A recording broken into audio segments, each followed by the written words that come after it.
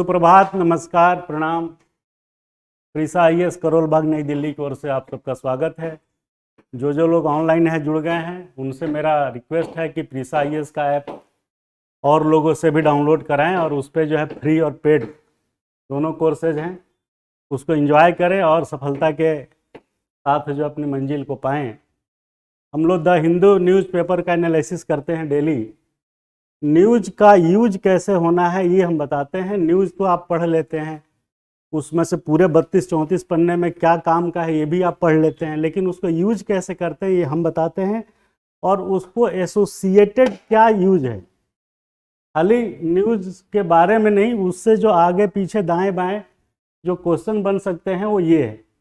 तो हिंदू का एक न्यूज़ हमने उठाया है, एक केरला में जो है थोड़ा सा ये इसको लेके बवाल चला था। सेंट्रल गवर्नमेंट ने इलेक्ट्रिसिटी रूल में थोड़ा बदलाव किया है। बदलाव ये किया है कि जैसे जैसे फ्यूल के दाम बढ़ेंगे वैसे वैसे डिस्कॉम मीन्स डिस्ट्रीब्यूटिंग कंपनी जो बिजली का वितरण देखती है, उस बढ़े हुए रेट को सीधे जो है उपभोक्ताओं पर मंथली ईएमआई के रूप में चार्ज कर सकती है विदाउट एनी रेगुलेटरी अप्रूवल। अब देखिए इसमें डिच क्या है कि इलेक्ट्रिसिटी रेगुलेटरी बॉडी है और उस इलेक्ट्रिसिटी रेगुलेटरी बॉडी को अब बाईपास कर दिया, समझिए। पहले अब उसका कोई कंट्रोल नहीं रहा, सीधे सीधे डिस्कॉम जो कंपनियां होती हैं, डिस्ट्रीब्यूशन कंपनियां, वो जो है प्राइसिंग जो है कंज्यूमर्स पे डायरेक्टली ईएमआई के रूप में चार्ज करके ले लेगी। अब इससे क्या नुकसान और फायदे की बात सुनिए क्या होगा। अब हमारे यहाँ कोल का जो उत्पादन है वो इतना नहीं है जितना कि 60 से 70% जो थर्मल पावर है वो बिजली का जनरेशन कर सके। तो जितना कोल हम इंडोनेशिया और ऑस्ट्रेलिया से इंपोर्ट करते हैं उसका जैसे जैसे रेट फ्लक्चुएट करेगा उसी रेशियो में बिजली का दर जो है कंपनियां जो है बिना रेगुलेटरी अथॉरिटी के अप्रूवल के आपसे कंज्यूमर से चार्ज करेगी। तो ये सबसे बड़ा इसमें क्वेश्चन क्या बनेगा कि क्या इलेक्ट्रिसिटी रेगुलेटरी अथॉरिटी रूल 14 के इम्प्लीमेंटेशन के बाद अथॉरिटी लेस प्राधिकार विहीन हो गई हैं। अब कैसे प्राधिकार विहीन हुआ कि रूल 14 उन्होंने सेंट्रल गवर्नमेंट ने इनकॉर्पोरेट करके ये कर दिया कि उनसे जरूरत नहीं, अब सीधे डिस्कॉम कंपनियां जो है वो ले लेगी। तो पहला क्वेश्चन प्री में ऐसे आ सकता है कि regulatory authority, electricity regulatory authority का रोल इस रूल 14 के अमेंडमेंट के बाद किस तरीके से प्रभावित हुआ है, ये क्वेश्चन बनेगा। बाकी कौन कहाँ से लाता है ये अलग चीज़ है। दूसरी चीज़ कि जो थर्मल पावर जो जनरेट करते हैं उनके पास जैसे जैसे इंडोनेशिया और ऑस्ट्रेलिया से मैक्सिमम कोल आता है अपने देश में, वहाँ से जो कोल का रेट अगर वेरी किया वो अपने आप उसमें सरचार्ज के रूप में मंथली इक्वेटेबल करके ईएमआई में चार्ज कर देगी। तीसरा इसमें जो चीज़ है वो ये है कि इलेक्ट्रिसिटी का जनरेशन से लेकर के उसका डिस्ट्रीब्यूशन का क्रम समझ लीजिए। तीसरा क्वेश्चन क्या बनेगा कि भारत में थर्मल पावर स्टेशन का जनरेशन से लेकर कंजम्पशन तक की सीरीज क्रमबद्धता या रूपरेखा रेखांकित करिए, या फ्री में दे देगा कि निम्नलिखित में से कौन सा क्रम बिजली उत्पादन से कंजम्पशन तक को रेखांकित करता है। ये तीसरा सवाल बन जाएगा। तो पहले इसको तो एक बहाना है न्यूज़ का, तो आप इसको समझ लीजिए, क्योंकि ये चर्चा में आया है तो ये क्वेश्चन बन सकता है। तो पहले जनरेशन होता है, बिजली का जनरेशन कैसे होता है आपको मालूम होगा, नहीं मालूम होगा तो मैं ब्रीफ कर देता हूँ। जनरेशन का मतलब हुआ जहाँ पे जनरेटर से बिजली पैदा होती है। पैदा कैसे होती है? थर्मल पावर स्टेशनों पे जनरेटर लगा होता है और इस जनरेटर को चलाने के लिए ये टरबाइन लगा होता है, और ये टरबाइन को चलाने के लिए कोयला से जो है इस कोयला को जला के पानी को उबाल के उसे स्टीम बना के इसको टरबाइन को चलाते हैं और इसके साथ एक कपल्ड होता है, फिर ये जनरेटर चलता है तो बिजली पैदा होती है। ये हो गया जनरेशन। जब जनरेट हो जाता है यहाँ पे बिजली तो इसको करते हैं, दूसरा फेज हो गया ट्रांसमिशन। इसके लिए power grid corporation of India एक कंपनी है जो भारत सरकार की पीएसयू है, वो जो है इसको जिम्मेदारी लेती है, power grid corporation of India limited. तो पहला स्टेज ये हो गया। दूसरा स्टेज ये हो गया, ट्रांसमिट कर दिया। अगर आपके एक्स प्लेस पे जनरेट हुआ तो यहाँ से कई जगह जो है ट्रांसमिट कर दिया। ट्रांसमिशन के बाद तीसरी स्टेज आती है, दैट इज कॉल्ड डिस्ट्रीब्यूशन। अब ये पूरा सीरीज याद रखिए। तो ये डिस्ट्रीब्यूशन के स्टेज पे जो डिस्कॉम कहते हैं, जिसको डिस्ट्रीब्यूशन कंपनियां डिस्कॉम, ये जो है फिर लोकल रेजिडेंट्स को ही सप्लाई करती है। तो 3 फेज हो गया, जनरेशन, ट्रांसमिशन, डिस्ट्रीब्यूशन, और देन चौथा कंजम्पशन।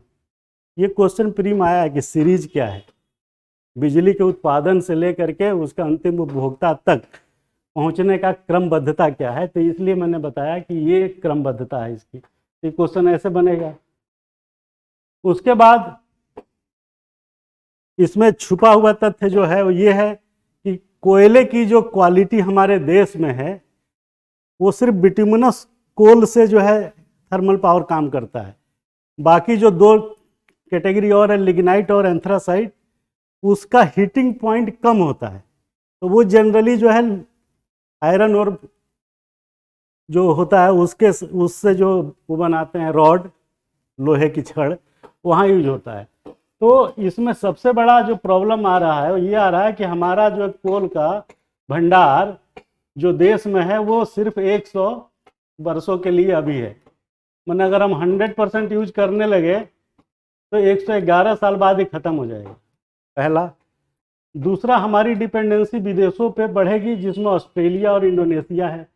इनको हमें देने के लिए फॉरेन रिजर्व खर्च करना पड़ता है, और यहाँ आते आते जो ढुलाई खर्च मिला के बहुत महंगा हो जाता है। तो भारत सरकार की अगली नीति क्या है ये पूछेगा कि बिजली जनरेशन में भारत सरकार की क्या नीति है। तो जितने फॉसिल फ्यूल हो गया ना ये, तो फॉसिल फ्यूल को डिटोरिएट करना है। सरकार की पहली नीति है कि फॉसिल फ्यूल बेस्ड नए प्लांट नहीं खोले जाएंगे, पहला। दूसरा उसमें है कि जो एग्जिस्टिंग थर्मल पावर स्टेशन है उनको क्रमशः बंद करना है, जैसे जैसे उनका एज पूरा हो जाएगा उसको शट डाउन करना है, दूसरी नीति है। और तीसरी नीति कहती है सरकार की कि अल्टरनेटिव के रूप में जो रिन्यूएबल एनर्जी के क्षेत्र में है उसको प्रमोट करना है। इसीलिए आपको पीछे हम बता चुके हैं कि हाइड्रोजन गैस, हाइड्रोजन ईंधन के रूप में जो आ रहा है, जिस पे सरकार ने 2030 तक 27,000 करोड़ रुपया खर्च करने का प्लान किया बिजली बनाने के लिए, और विंड एनर्जी को प्रमोट करना है।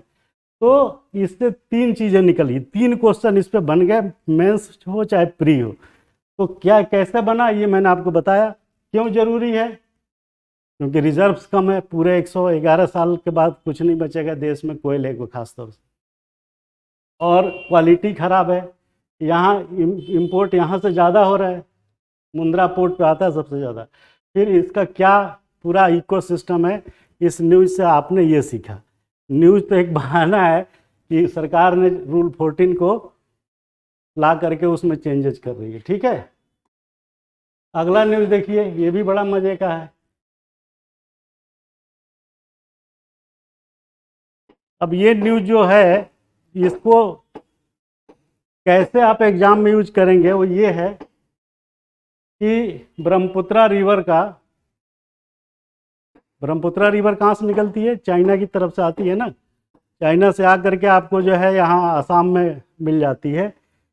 तो उस पर जो है डैम बना रहा है चाइना।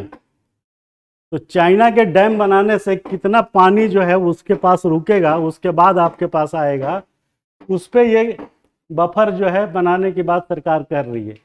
अब इसमें एक चीज़ समझने की चीज़ ये है कि ये सबसे बड़ा इम्पोर्टेंट जो है इसलिए है क्योंकि ये स्ट्रेटेजिक पॉइंट ऑफ व्यू से सामरिक महत्व का, भारत और चाइना के बीच सामरिक महत्व के हिसाब से ये इम्पोर्टेंट है।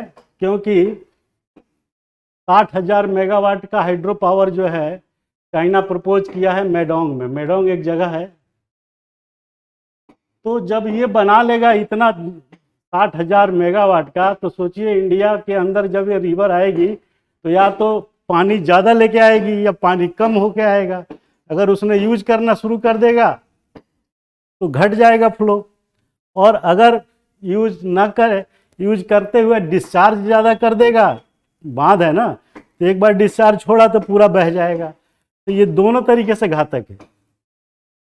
रोक दिया ज़्यादा तब प्रॉब्लम, खोल दिया ज़्यादा तो प्रॉब्लम, दो प्रॉब्लम हो गई। तीसरा, उस रास्ते से, वाटरवेज के रास्ते से घुसपैठ, इंट्रूशन जो जिसे कहते हैं अनऑथराइज घुसपैठ को आप रोक नहीं पाएंगे पानी के अंदर अंदर। तमाम तरीके के जो है आजकल तो गोता वाली मशीनें आ गई हैं। तो दूसरी प्रॉब्लम ये है। तीसरी प्रॉब्लम ये है कि इंडिया जो है इतने पानी का यूज कैसे करेगा यहाँ पे, अगर डिस्चार्ज ज़्यादा दे दिया तो इसमें 3-4 पॉइंट छुपा हुआ है जो ये बताता है।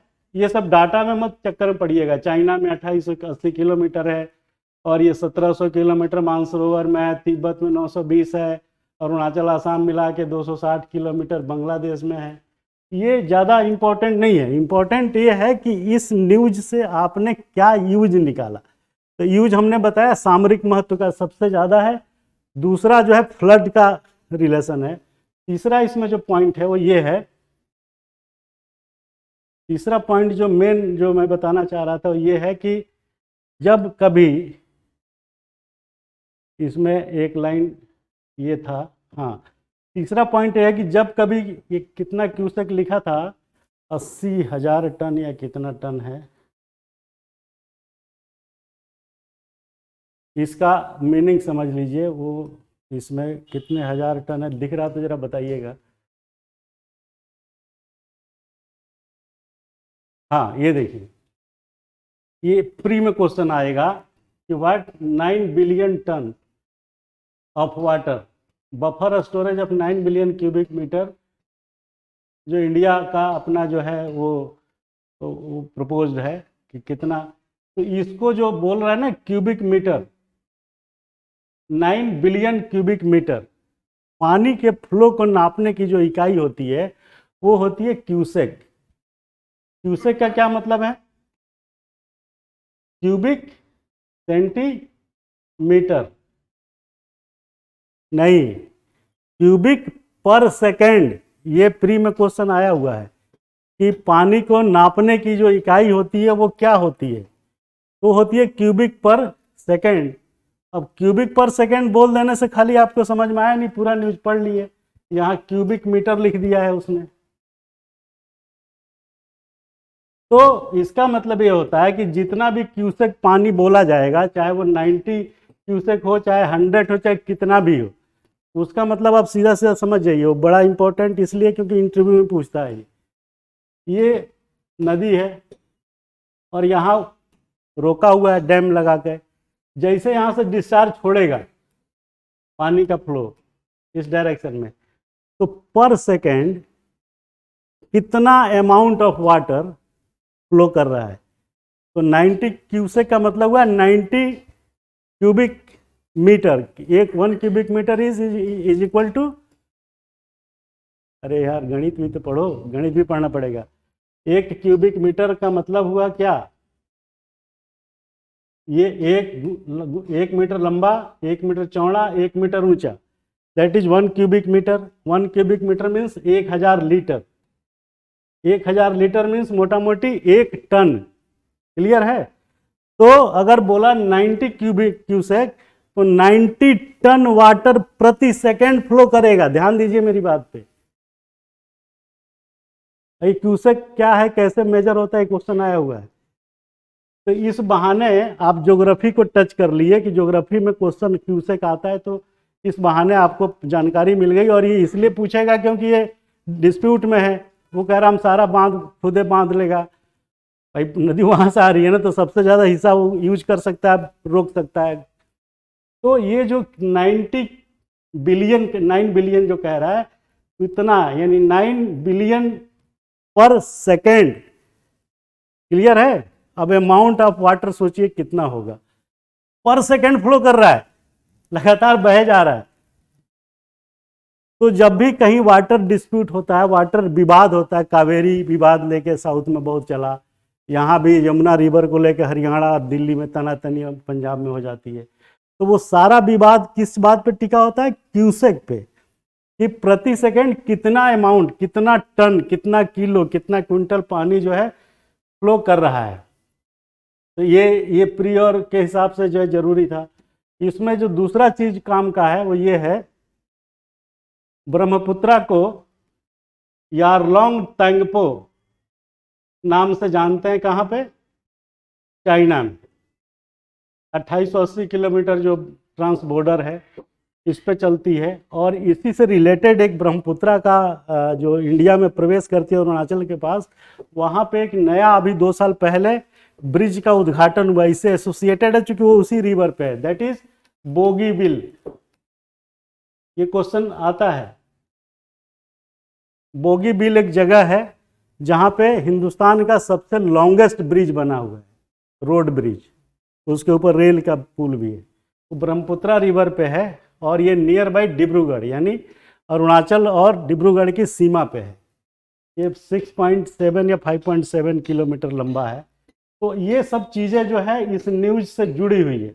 अब आप पूछेगा कि बोगीबिल ब्रिज कहाँ है या क्यों, कितना लंबा है या कैसे है, उससे जो भी ब्रह्मपुत्रा से रिलेटेड नदियों के बारे में अगर पूछेगा तो ब्रह्मपुत्रा का स्पैन, उसका इम्पोर्टेंस, मैदोंग, तो ये सब चीज़ें आपके दिमाग में आ गई, क्योंकि मैदोंग वदोंग जो है ये सब तिब्बत में है, जहाँ पे चाइना जो है बना रहा है। तो अब क्वेश्चन ये बनेगा कि भारत और चीन के बीच, ये तो छोटे छोटे क्वेश्चन हो गए जो हमने बताया, बोगीबिल, मैदोंग, क्यूसेक, ये सब टर्म याद रखना पड़ेगा, अदरवाइज आप क्वेश्चन सॉल्व नहीं कर पाएंगे।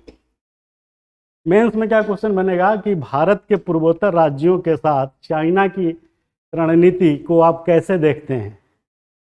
सामरिक महत्व की, दूसरा क्वेश्चन बनेगा कि सामरिक महत्व की दृष्टि से ब्रह्मपुत्रा भारत और चीन के बीच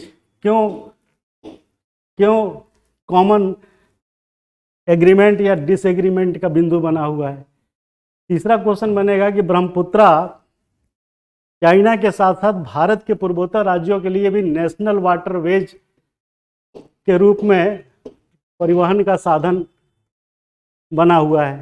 तो ANW2 जो परसों की न्यूज में या कल के न्यूज में पढ़ा रहे थे, वो ANW2 यही है जहां इंडिया अरुणाचल प्रदेश में प्रवेश करती है ब्रह्मपुत्रा और असम तक जाती है, असम में जाकर के ख़त्म होती है। तो ये 872 किलोमीटर का ANW2 है, ये ऑलरेडी कल बात परसों हो चुकी है। तो वाटरवेज के रूप में ANW2 भी आ गया। अब जब वो पानी बंद कर देगा तो जो हम बता रहे थे जहाज फंसा हुआ था सिल्ट, तो अपने और नहीं चलेगा। तो आप इसको समझिए कि इस पे भारत और चीन के बीच कितना इम्पोर्टेंट चीज़ है, जिसमें इकोनॉमिक्स भी आ गया, नेशनल वाटरवेज भी आ गया, सामरिक महत्व भी आ गया और डिफेंस का रोल अपने आप जो है सो है, और उससे जुड़ी हुई छोटी छोटी चीज़ें जो प्री में आ सकती है वो हमने बताया। तो ये 2 न्यूज़ था जो काम का है, और न्यूज़ को कैसे पढ़ना है और कैसे उस पर जो है काम करना है वो हमने बताया। और अगले उसके लिए जो है न्यूज़ के लिए आप डिस्क्रिप्शन में दिए गए लिंक को क्लिक करिए और वहाँ चले जाइए, उस पर हम मिलेंगे आगे। Thank you very much.